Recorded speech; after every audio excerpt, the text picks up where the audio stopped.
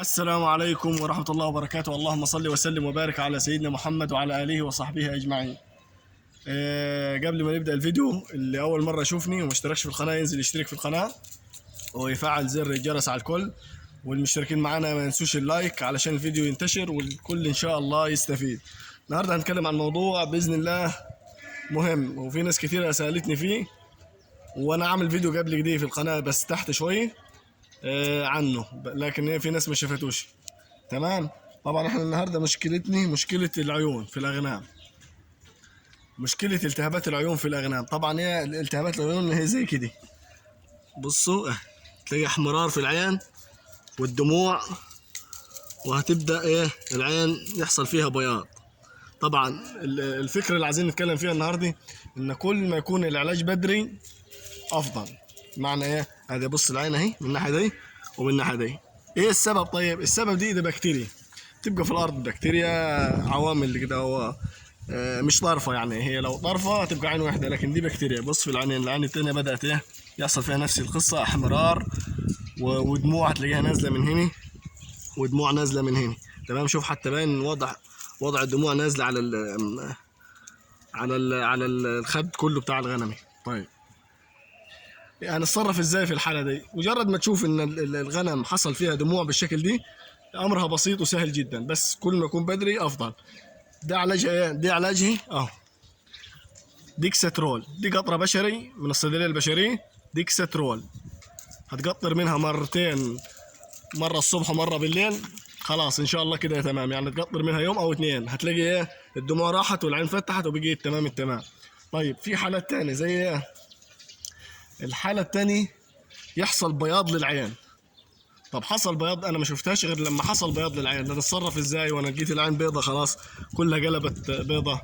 برضه ما تخوفش، لكن برضه عشان احنا اهملنا وما عالجناش بدري حصل كده. يبقى هنعمل دلوقتي؟ هنجيب حاجة تاني مع ديكسترول، هنجيب حاجة اسمها سيبروسين، قطرة برضه بشري سيبروسين. هنحط من السيبروسين وبعدها بساعتين هنحط من الديكسترول 3 مرات في اليوم. بقى يبقى الصبح ظهر بالليل نحط واحدة ونستنى ساعتين ونحط التانية. ما ينفعش نحط 2 مع بعض، هنأكد تاني، ما ينفعش نحط 2 مع بعض. هنحط واحدة وبعدها بساعتين هنحط من التاني، أي واحدة فيهم مش مشكلة، أنهي الأول، لكن لازم يبقى بينهم وبين بعض ساعتين. في حالة البياض هتستمر حوالي 4 أيام أو 5 أيام، ويبدأ البياض ده يقل واحدة واحدة لحد ما هيمشي وترجع طبيعية. يعني لو حصل بياض برضه ما تخافش، هترجع طبيعية برضه العين. لكن فيه مشكلة ثالثة، دي اللي تخاف منها، اللي هي ان يحصل الدموع دي والغنم تنقطع عن الاكل. بمعنى بمعنى لو حصل وبعدت الغنم عن الاكل والاشترار، يبقى دي اتصابت بنوع بكتيريا معين، ودي صعب علاجه، بتاخد مضادات حيوية. ويعني للتجربة وحصلت معي كذا مرة ما نفعش فيها أي علاج، لا مضاد حيوي ولا قطرات ولا أي حاجة، لحد ما العين باظت وعميت ورجعت بقيت النعجة تاكل عين واحدة وشغالة بعين واحدة وماشي. دي الحالة هي. يبقى احنا الحالة اللي نخاف منها اللي هي لما يحصل دموع بالعين أو بياض للعين يمتنع الحيوان عن الأكل، تلاقيه واخد جنب، ممتنع عن الأكل، ممتنع عن الاشترار. ممكن تلاقي درجة حرارته عالية أو ما عليهاش، لكن هو اللي يخليه يمتنع عن الأكل ألم في العين. العين دي بيبقى فيها ألم شديد يخلي الحيوان يمتنع عن الأكل وعن الاشترار. طبعا دي ملخص التهابات العين، دي اللي عايزين نوضح لحضراتكم بإذن الله، وإن شاء الله تكونوا استفدتوا معنا في الفيديو. هو فيديو قصير لكن مهم جدا، بيحصل في الشتاء لأن الأرض بتبقى رطبة، بيطلع بكتيريا كتير، ومع الريحة وبالذات لما يكون فيها الغنم فيه تجمع تكدس بيحصل التهابات كتيرة في العين، وخصوصا في صغار الأغنام.